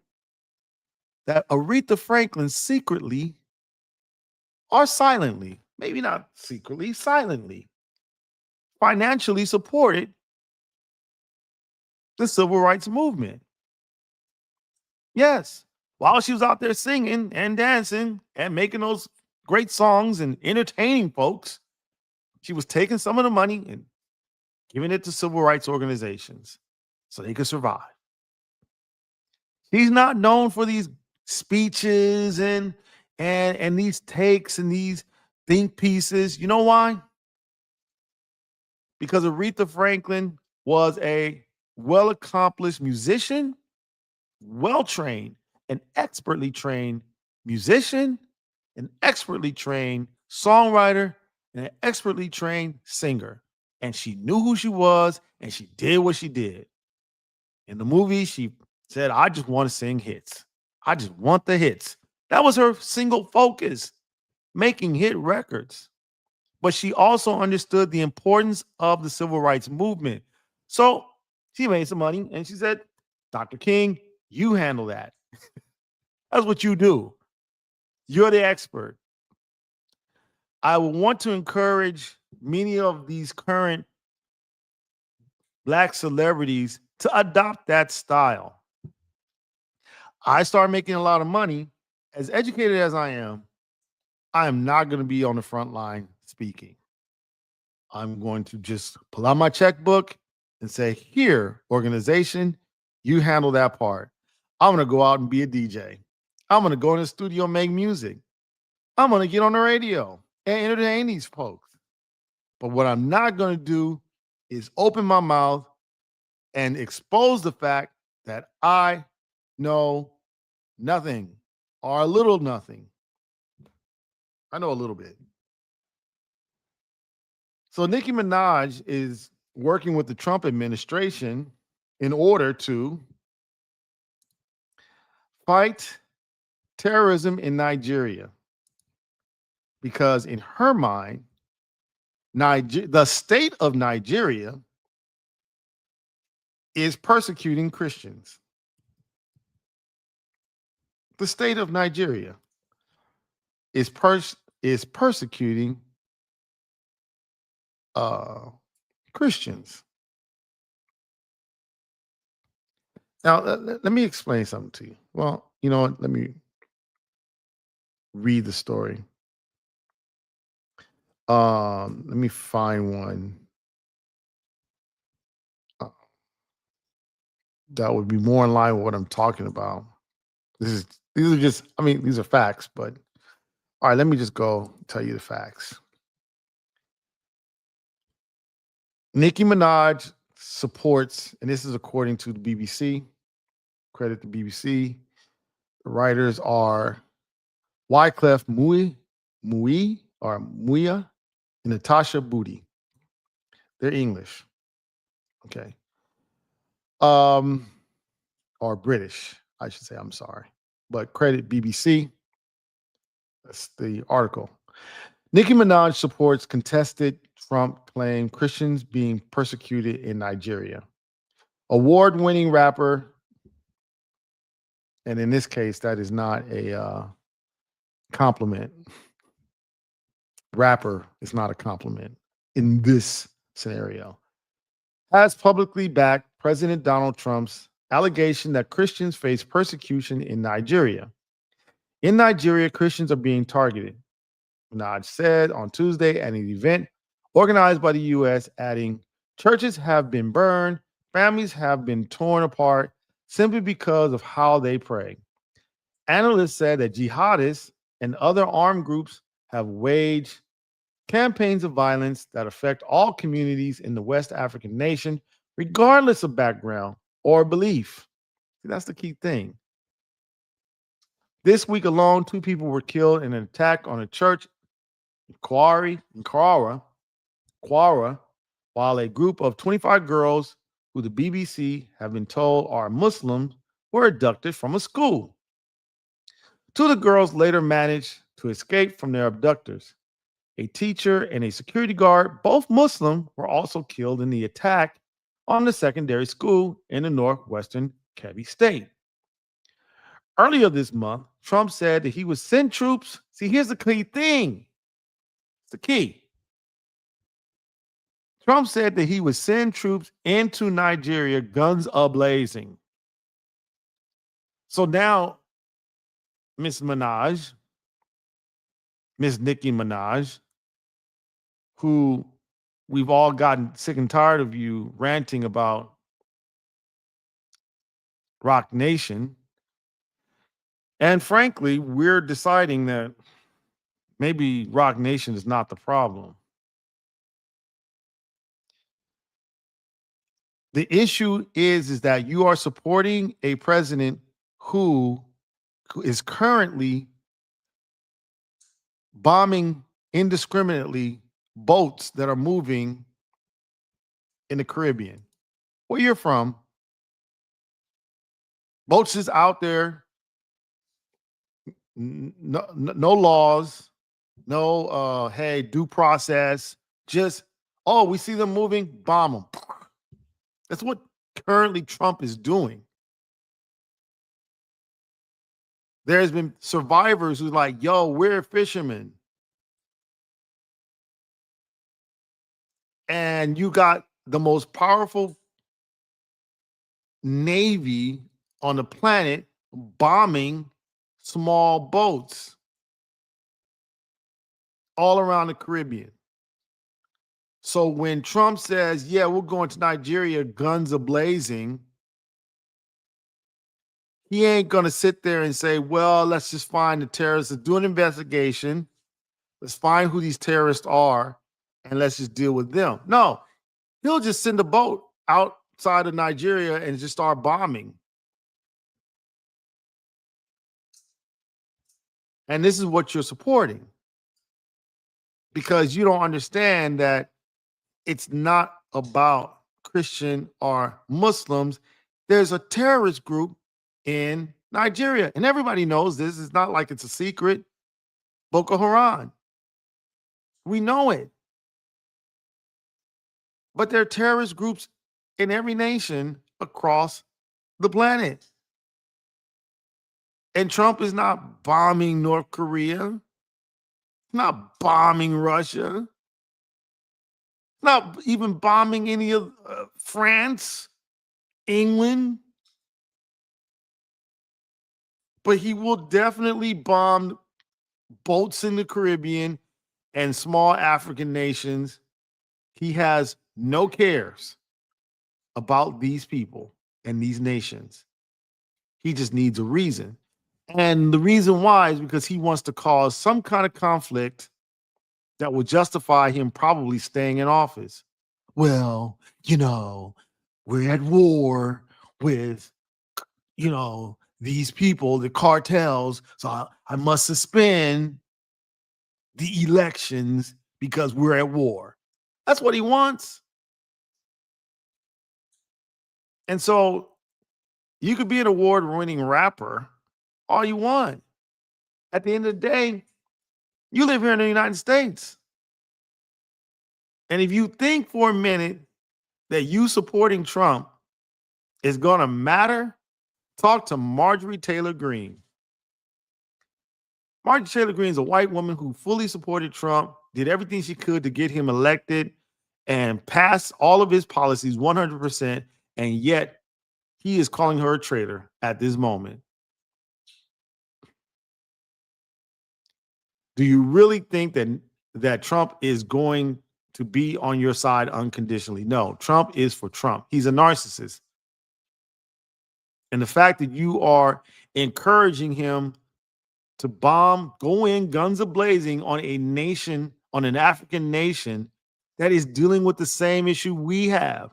We have domestic terrorists. And yet Trump is going into cities looking for undocumented human beings.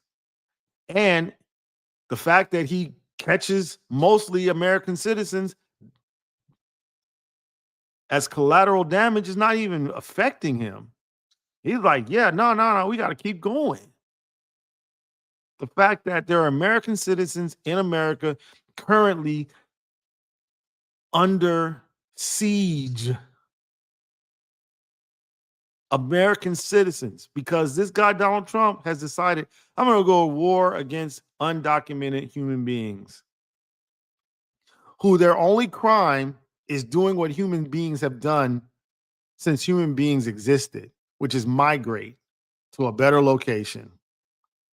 If we didn't migrate, everybody be stuck on Southeast Africa, fighting over that little piece of land. 7 billion people on one continent. But the fact of the matter is, throughout all of human history, humans migrated. It should not be to any surprise that humans are still going to migrate. Humans typically will try to find certain things. First and foremost, sources of water. Secondly, sources of food. It's just what we do. You can't take it out of us. You can't create a law that says, nah, don't look for food and water. It's in our DNA. So the people that are here are just doing what their DNA told them to do. And their DNA is no respecter of laws created by men and women who apparently think, oh yeah, I believe in God, but I don't believe in DNA. I don't believe in science. I don't believe in biology. No, I don't believe in history. If you pick up any history book, you'll see that human beings hunt and gather. That's what we first did. The second thing we did was trade. But at the end of the day, all we do is hunt, gather, and trade. That's all we do. What do you think we're doing right now? We're hunting, we're gathering, we're trading. That's it. That's how humans are designed. That's what we do. We're not going to do anything different. So you got this man who is at war going against people who are hunting, gathering, and trading as they should as human beings, and he doesn't care whether they're citizens or not. So now you get your rapper self, award-winning rapper self, and I ain't gonna even lie, I like your music. I used to be a fan. I still play it because I'm a good DJ. And if it's appropriate to play your music, I play it. Okay, bitches ain't shit, ain't saying nothing. Still a popular song. 100 motherfuckers can't tell me nothing. I bees in the trap, bees in the trap. I get the whole club singing that, and I'm gonna continue to do it. But at the end of the day, I know in the back of my mind, I know in the front of my mind, and I know on both sides, you're an idiot. Nicki Minaj is an idiot, and this is not going to go well. And I don't want to. Let's make it official. I don't want to hear anything else about Rock Nation because I don't believe you anymore. You need more people. No, you don't need more people. You need more common sense. You need more intelligence. And you know what we're going to have to do as hip hop fans? We're going to have to stop listening to these people. They're not smart. A lot of them are really good at entertaining, but they're not educated at all. We just gave them a lot of money to entertain us. That is something else that has happened throughout time. We're not the first empire that's paid people to entertain us. The Romans did it. The English did it. The Spaniards did it. The Mayans did it. The Egyptians did it, or the Kemetic people did it. Human beings like to be entertained. It's what we do. And so we pay money to be entertained. That's it. That was their. That's why Pharrell Williams is rich. Nicki Minaj is rich. Ice Cube is rich because they're entertaining. That's why Joe Budden is rich. He's entertaining. I listen to Joe Budden all the time. Trust me. But I don't go to him for information. I go to him to be entertained. You know, are you not entertained? Yes, you do a great job at it. You're entertaining. You're funny. Yeah. Oh, look at you. You have a huge ass. Ass. Nikki. And it's entertaining. But that does not mean that you have any level of intelligence. That does not mean that you have any level of perspective, understanding, historical significance. You don't have what it takes to be in that position, and you're being used as a court gesture. You weren't being used as someone who could provide some kind of solution to an issue that plagues every country, every 200 countries on this planet. You literally live in the United States, and I've never seen you talk about white supremacy here in America. I've never heard you say black people are being persecuted in this country. Black women, you're a black woman. Black women are being discriminated against. Why do black women have the most degrees in this country and yet have the least amount of jobs? Why is it every time I meet a black woman, she's got 2 or 3 degrees, 2 or 3 masters? Yeah, I've got like 2 master's degrees. Okay, so what do you do? I'm unemployed. Word. Why don't you talk about that? Please don't talk about it. Don't get no ideas, Nikki. Don't talk about it. You're not qualified. But I'm just saying, you're trying to sick Donald Trump on a whole nation of people who don't deserve it. Have you talked to Tim's? Have you talked to her? Hey, Tim's, what you think? What's going on over in Nigeria? I'm hearing this. She would tell you, yeah, Christians are being persecuted, and the Muslims and everybody else. We got this group over here, they're crazy. Kind of like how y'all have the KKK over there, or the Proud Boys, or the other white supremacist group. Yeah. Speaking of the white supremacists, listen, I'm in my getting ready to hit my second hour. I'm not going to spend too much time on this. I just have a question. Before I ask that question, I want to one more time for those who are here and who stayed with me. I appreciate y'all. Want to tell you that first and foremost, I appreciate y'all staying with me. I usually don't do 2 hours. This is crazy to me. But I told you I can do it. I just don't. I try to keep it celebrities. Drake. But I'm glad y'all stayed here. I'm glad that you guys are a part of this. Before we talk about this last subject, just want to remind you that QR code at the top of the screen. Go to it, please. Go shopping at the Mad Scientist merch store. I'd appreciate it. Um, that's how we keep this operation going. You buy merch. Okay. All right. I think I've made that point. Today, it was reported that Neon, hold on, let me find the story. You got to put three.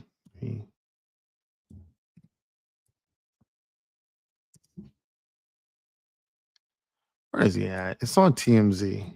TMZ and 3ON. Okay.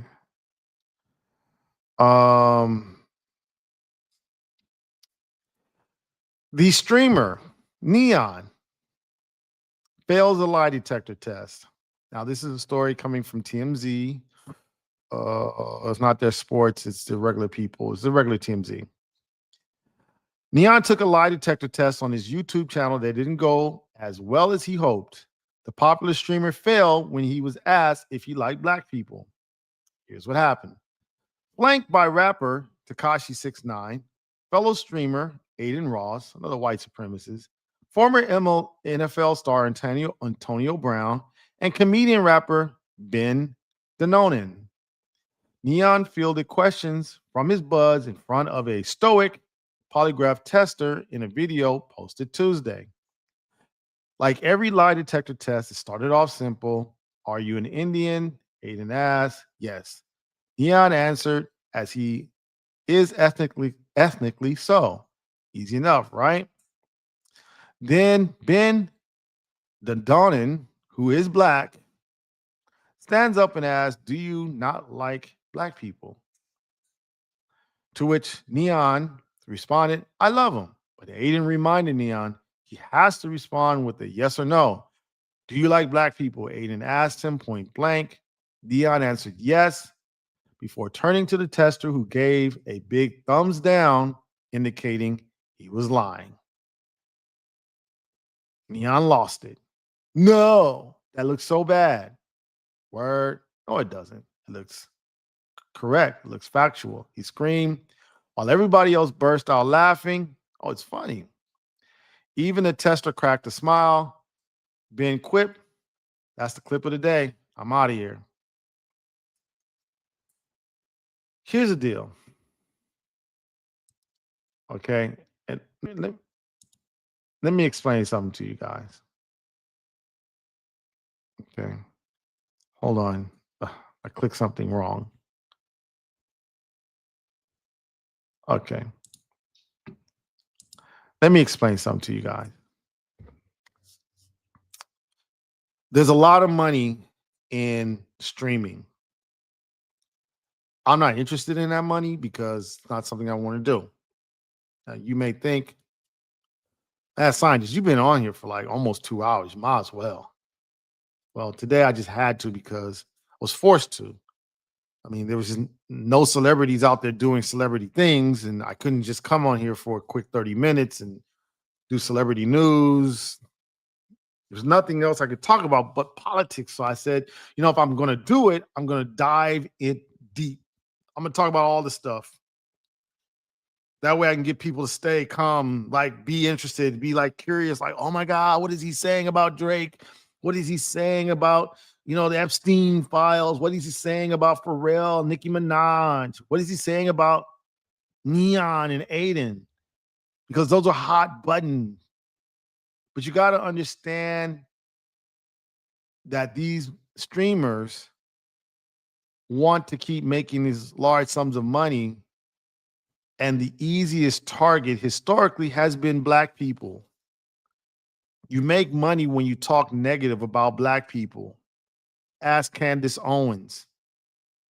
Ask Jason Whitlock. Ask Stephen A. Smith. Ask Drake. You make a lot of money and get a lot of attention when you talk crazy about black people. It's not that hard to understand.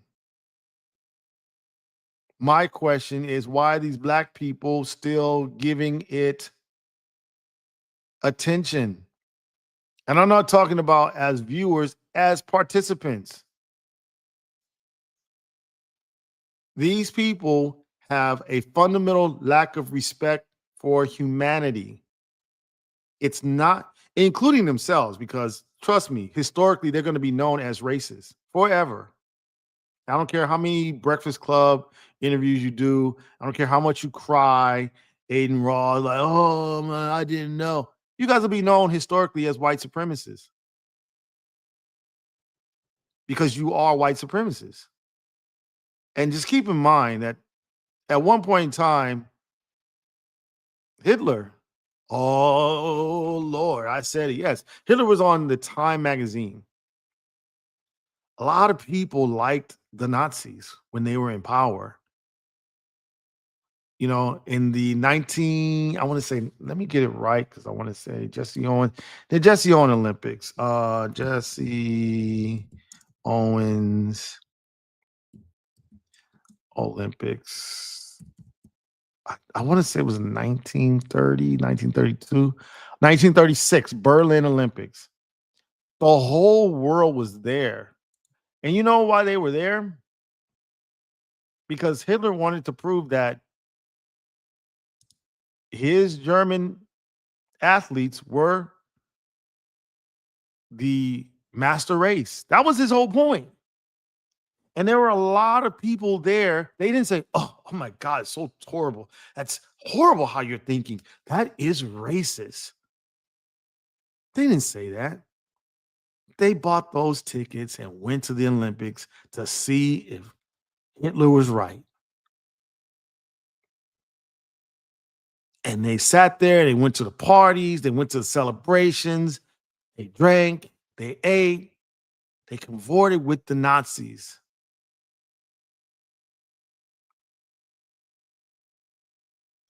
So the fact that Aiden Ross and Neon, people are cavorting with you, drinking with you, eating with you, means nothing. At the end of the day, historically, you're going to be known as white supremacists and racists.